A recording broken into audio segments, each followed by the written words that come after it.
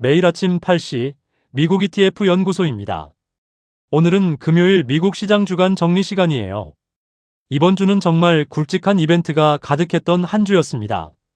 어닝 시즌 첫 주로 미국 6대 대형은행 실적이 모두 공개됐고 TSMC와 넷플릭스 실적까지 쏟아졌어요. 여기에 미시간 소비자 심리 지수가 74년 역사상 최저치를 기록하는 충격적인 소식도 있었습니다.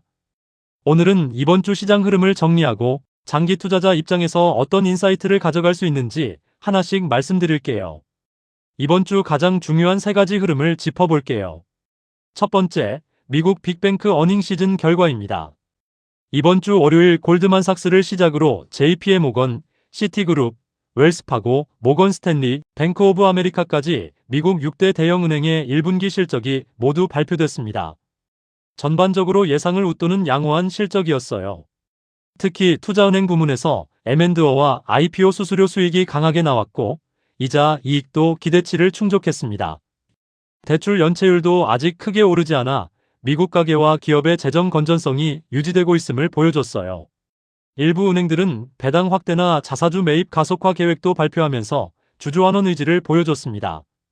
이번 은행 실적은 미국 경제가 이란 전쟁이라는 지정학적 충격을 받고 있음에도 불구하고 여전히 펀더멘털이 탄탄하다는 신호로 읽힙니다. 어닝 시즌 초반 결과가 예상보다 좋게 나오면서 시장 심리를 지지하는 역할을 했어요. S&P 500과 QQQ를 비롯한 ETF 장기 투자자 입장에서 보면 이번 어닝 시즌 결과는 지수를 지탱하는 기업들의 체력이 아직 건재하다는 확인이에요. 두 번째, TSMC 역대급 실적과 가이던스 상향입니다. 어제 발표된 TSMC의 1분기 실적은 매출 약 357억 달러로 전년 동기 대비 35% 성장하며 사상 최대치를 기록했습니다. 주당 순이익도 시장 예상을 크게 웃돌았어요. CEO 웨이는 컨퍼런스콜에서 AI 반도체 수요가 매우 강하며 공급이 수요를 따라가기 어려울 정도라고 밝히며 2026년 연간 가이던스를 상향 조정했습니다. 기존에 30% 성장을 목표로 했는데 이를 상향한 거예요. 이는 엔비디아, 애플, AMD 등 주요 고객사들의 AI 칩 주문이 계획보다 더 빠르게 늘고 있다는 뜻이에요. TSMC는 올해 애리조나 신규 공장 가동과 2나노 공정 본격 양산을 계획하고 있는데 오늘 발표에서 이 일정도 순조롭게 진행 중이라고 확인됐습니다. TSMC의 이번 실적과 가이던스 상향은 QQQ와 반도체 ETF 전반에 매우 긍정적인 신호입니다. 국내 반도체 ETF인 TIGER 반도체 TOP10과 KODEX 반도체에도 간접적인 호재가 돼요. 삼성전자와 SK하이닉스가 공급하는 HBM 메모리 수요도 함께 늘어날 가능성이 높기 때문입니다. AI 반도체 슈퍼사이클이 2026년에도 강하게 지속되고 있다는 것이 이번 실적으로 다시 한번 확인됐어요. 세 번째, 미시간 소비자 심리지수 역대 최저치 충격입니다. 지난 4월 10일 발표된 미시간 소비자 심리지수가 74년 역사상 최저치인 47.6을 기록했습니다. 시장 예상치 51을 크게 밑돌았고 3월에 53.3에서 급격히 떨어진 수치예요. 이 지수가 50 아래로 떨어진 것은 2022년 바이든 정부 시절 인플레이션 위기 이후 처음이에요. 이번 급락의 주요 원인은 미국-이란 전쟁으로 인한 호르무즈 해협 봉쇄입니다. 이로 인해 미국 휘발유 가격이 6주 만에 40% 가까이 급등하면서 소비자들의 체감, 경기가 급격히 나빠진 거예요.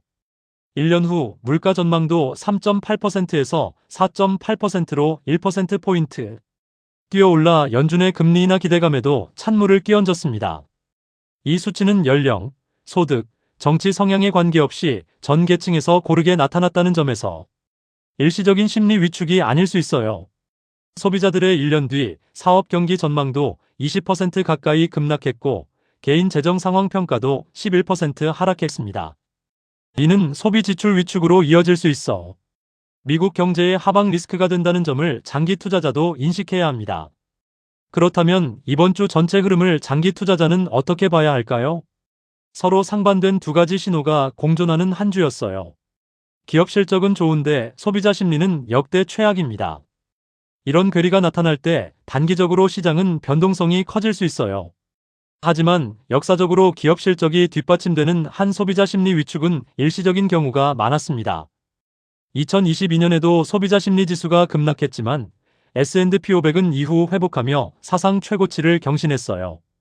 장기 투자자라면 단기 심리 지표에 흔들리지 말고 기업의 이익 성장과 펀더멘털에 집중하는 것이 핵심입니다.